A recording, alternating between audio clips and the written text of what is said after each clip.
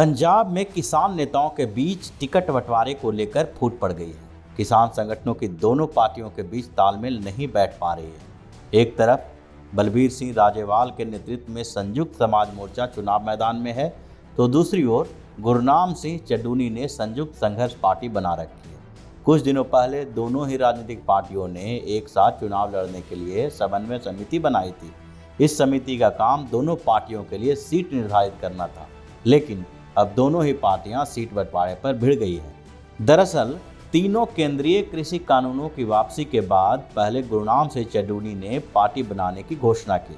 उस समय तक दूसरे किसान नेता राजनीति से दूर रहने की बात कर रहे थे, लेकिन चड्डूनी ने संयुक्त संघर्ष पार्टी बनाकर पंजाब की सभी 117 सीटों पर उम्मीदवार उतारने की घोषणा कर दी। इसके बाद पंजाब के दूसरे किसान संगठनों ने भी राजनीति में उतरने का मन बनाया और किसान नेता बलबीर सिंह राजेवाल के नेतृत्व में 21 किसान संगठनों ने राजनीतिक पार्टी बनाई। संयुक्त समाज मोर्चा नाम से बनी इस राजनीतिक पार्टी ने भी सभी सीटों पर चुनाव लड़ने की घोषणा कर दी, लेकिन कुछ दिनों में ही दोनों पार्टियों के नेताओं को लगने लगा कि अगर अलग अलग चुनाव लड़ेंगे तो दोनों को ही नुकसान होगा। इसके बाद दोनों ही पार्टियों के नेताओं ने बैठक की।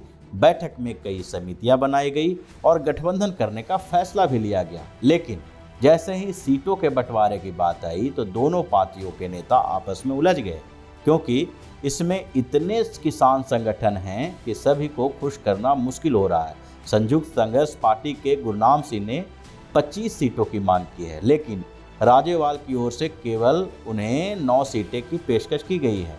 ऐसे में चड्डूनी का कहना है कि अगर उन्हें सम्मानजनक सीटें नहीं दी जाएगी तो वो अलग से चुनाव लड़ने को मजबूर हो जाएंगे, क्योंकि उन्होंने राजनीतिक पार्टी बनाने के बाद उम्मीदवार के ऊपर पहले से ही विचार करना शुरू कर दिया था।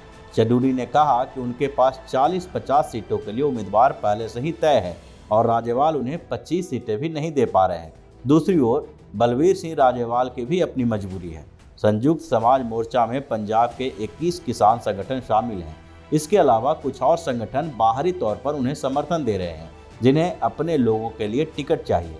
ऐसे में सारे किसान संगठनों को 3-4 नेताओं को भी टिकट दी जाती है तो सीटें कम पड़ जाएगी और फिर संयुक्त संघर्ष पार्टी को 25 सीटें कैसे दी जा सकती है।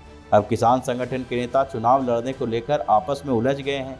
विरोध प्रदर्शन में साथ रहे किसान नेता अब एक दूसरे के पैर खींचने में लगे हुए हैं और ऐसा लगने लगा है कि चुनाव में इन लोगों के बीच एकता बनाए रखना मुश्किल हो जाएगा। अगर आपको हमारा वीडियो पसंद आया हो तो इसे लाइक करें, इस चैनल को सब्सक्राइब करें और हाँ, बेल आइकन भी दबाएं ताकि आप तक हमारे वीडियो की नोटिफिकेशन पहुंचते रहें।